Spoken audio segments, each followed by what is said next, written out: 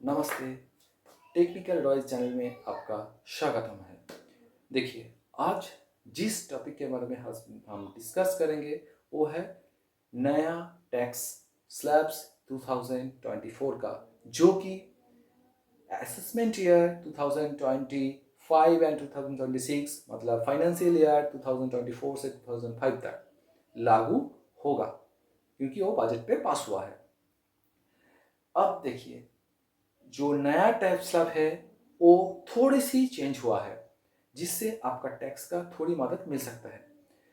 क्योंकि जो 3 लाख से 6 लाख 6 लाख तक जो 5% था वो इंक्रीज करके 3 लाख से 3 लाख टू 7 लाख का हो गया है, मतलब एक्स्ट्रा 1 लाख और ऐड हो गया है। उसके बाद 7 लाख से 10 लाख का हो गया है 10%, जो कि 6 लाख से 9 लाख का था। उसके बाद 9 लाख से 12 लाख तक जो 15% था वो हुआ है 10 से 12 लाख तक। ठीक है, तो ये जो नया स्लैब है इससे आपका टैक्स में थोड़ी सी कम मिल सकता है, कम टैक्स देना पड़ सकता है। लेकिन उसके लिए आपका जो ओल्ड टैक्स रेजिमेंट है और जो नया टैक्स रेजिमेंट है दोनों पे ही कंपेयर करना पड़ेगा, क्योंकि आपका जो डिडक्शन है वो अगर ज़्यादा है तो आप ओल्ड में जा सकते हैं। लेकिन आपका जो डिडक्शन है वो ज़्यादा नहीं है तो आप नए में ही टैक्स आपका कम पड़ेगा। जैसे कि समझ लीजिए, जो जो जो डिडक्शन आप पुराने जो टैक्सेशन है उसमें कर सकते हैं, जैसे कि 50,000 का स्टैंडर्ड डिडक्शन, 1,50,000 का एटीसी मतलब सेविंग्स, उससे अलावा 2 लाख की एचबीएल इंटरेस्ट पे जो डिडक्शन होता है वो, उससे अलावा 50,000 का एनपीएस मतलब एटीसी-सिटी 1, उसके अलावा 25,000 एटीडी में। ठीक है, अगर आप ये सब कुछ लेंगे तो सपोज आपका मान लीजिए इनकम है 10 लाख, तो ओल्ड रेजिमेंट में देख लीजिए आपका टोटल टैक्स कितना पड़ रहा है। ठीक है, अब नया टैक्स रेजिमेंट में क्या होगा वो भी देख लीजिए। नया टैक्स रेजिमेंट में एक चेंज और ये भी आया है कि जो स्टैंडर्ड डिडक्शन है वो 50,000 के बाद बढ़कर 75,000 का हो गया है। इससे क्या होगा, सपोज आपका इनकम 10 लाख है तो 10 लाख से 75,000 माइनस हो रहा है।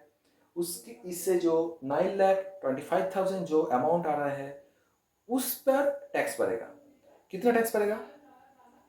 ये जो अमाउंट है इसके, ये जो 7 लाख तक आपका 5% टैक्स पड़ेगा, मतलब 3 लाख से 7 लाख तक 5% टैक्स मतलब 20,000। ठीक है, उसके बाद जो एक्स्ट्रा 2,25,000 है उसके लिए 10% पड़ेगा, मतलब कुल मिलाकर टोटल आपका जो टैक्स होगा वो 42,500 का होगा। इससे 4% सेस एक्स्ट्रा लगेगा।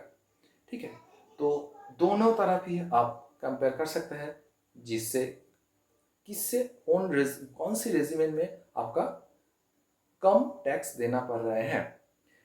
इसके अलावा एक और बात भी है कि जो ओल्ड टैक्स रेजिमेंट है वहां पर 5 लाख तक कोई टैक्स देना नहीं पड़ता, मतलब 12,500 तक टैक्स रिबेट आपको मिल सकता है 87A की तरफ से।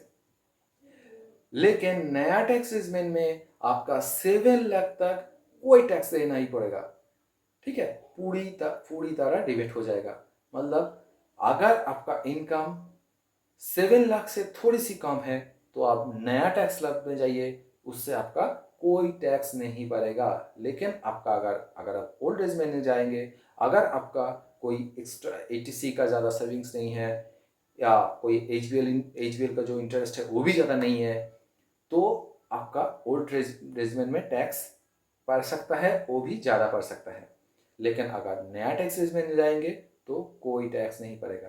ठीक है, इस तरह आप अभी से आपका जो 2024 से 4 का अप्रैल महीने से 2025 का मार्च महीने तक आपका इनकम कितना हो सकता है, ये पहले से ही आप थोड़ी सी जो कैलकुलेट कर कर अभी से टैक्स डिडक्ट करना शुरू कर दीजिए, क्योंकि टैक्स अगर आप क्वार्टरली ठीक ठाक देंगे तो आपका उसके 2025 के मार्च के बाद आपका कोई एक्स्ट्रा ड्यू के लिए कोई एक्स्ट्रा रुपए नहीं देना पड़ेगा। लेकिन अगर आपका जो टोटल टैक्स है वो कम कम हुआ है, लेकिन आपका जो टैक्स पड़ रहा है वो ज़्यादा हुआ, मतलब ड्यू है, तो उस ड्यू के लिए आपको इंटरेस्ट देना पड़ेगा।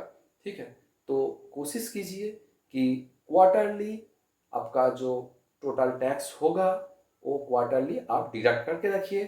अगर हो सके तो थोड़ी सी ज़्यादा करके रखिए, क्योंकि अब रिफंड आपको मिल जाएगा। ठीक है, तो यही है आज का टॉपिक। Thank you.